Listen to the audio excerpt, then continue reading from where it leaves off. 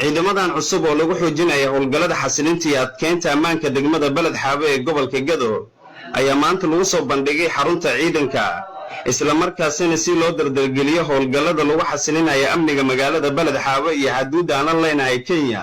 Gudoomiye ku-xigeenka koowaad ee gobolka Gedo ahna madaxa amniga iyo siyaasadda gobolka Mudane Cusmaan Nuux Xaaji Macalin iyo mas'uuliyiin kale ayaa u tagtay booqasho iyo dhiirigelin iyo mahadcelin iyo inay u diyaar garoobaan shaqada xasilinta amniga degmada Balad Xaawe ee gobolka Gedo. Ugu horeyntii waxaa goobta kulanka ciidanka ka hadlay gudoomiyaha degmada Balad Xaawe ee gobolka Gedo Mudane Cabdixasiis Cabdullaahi Xareed.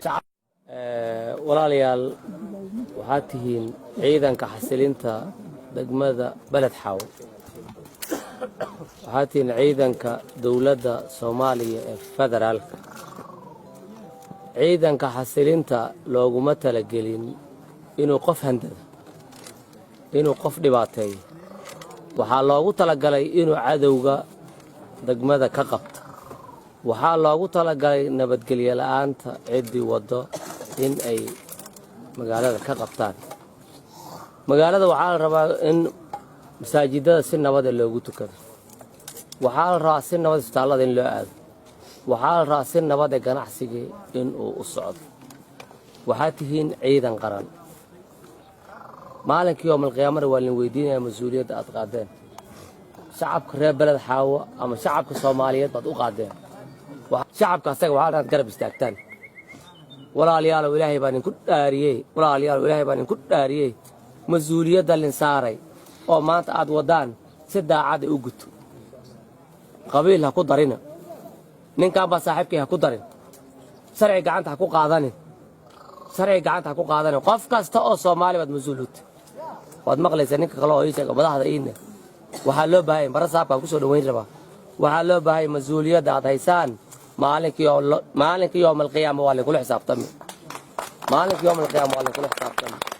gabadhina waxaa ciidanka xasilinta amniga degmada Balad Xaawe la hadlay gudoomiye ku-xigeenka koowaad ee gobolka Gedo ahna madaxa amniga iyo siyaasadda gobolka Mudane Cusmaan Nuux Xaaji Macalin asigoona sheegay in loogu baahan yahay in ay laabaan howlgallada lagu xasilinayo ammaanka degmada Balad Xaawe ee gobolka Gedo. dhanka kale gudoomiye ku-xigeenka koowaad ee gobolka Gedo Mudane Cusmaan Nuux Xaaji Macalin ayaa sheegay in degmada lagu arki karin ciidan aan ahayn ciidanka xasilinta amniga ee degmada Balad Xaawe ee gobolka Gedo.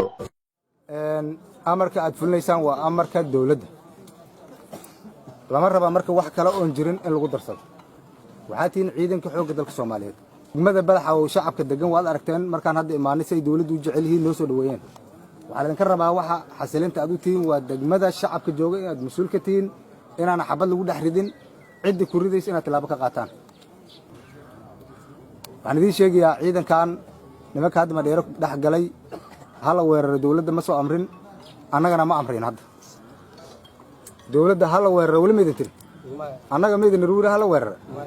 saaki ayagoo magaalada bil ka qaata oo maxaan ku rahdaa qaadkooda iyo qashinkooda waxooda ka gata soo saldhig xabad kuma aysan bilaabin. ma gacmaha laga laabtay? waad la dirirteen, nina waad ka disheen, labana waad ka dhaawacdeen. waxaa hadda dariiska linkuugu dhiibi maaha ayaga kaligood maaha. degmada Balad Xaawe waxaa gacanta ku hay dawladda Soomaaliya, adinkaana mas-uul kaga ma lidinku dabagalay. mar dambe taliyihiina la weydiinaya. waxaa laydinka rabaa amarka la siiyey inaad qaadataan. Kenyana waxaan u sheegaynaa ciidanka xoogga dalka Soomaaliyeed oo ku gabanaya oo maxaan ku rahdaa ka soo arbushaya saldhigga Balad Xaawe sax ma ahan arrintaas. madaxda Kenya hadday ku og tahay waxaan samayn doonaa in halkan aan ka arbushno annaga.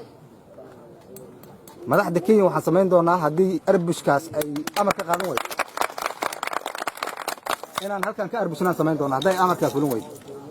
waxaan ugu digaynaa dawladda Kenya daris baan nahay, waxaan ilaalinaynaa wanaagga, waxaan ilaalinaynaa nidaamka ilaalisa.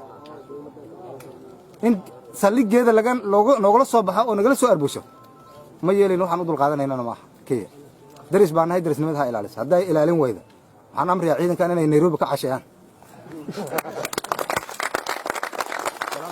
Cabdinuur Shabley Xasan Cabdinuur Shakir warbaahinta qaranka degmada Balad Xaawe ee gobolka Gedo.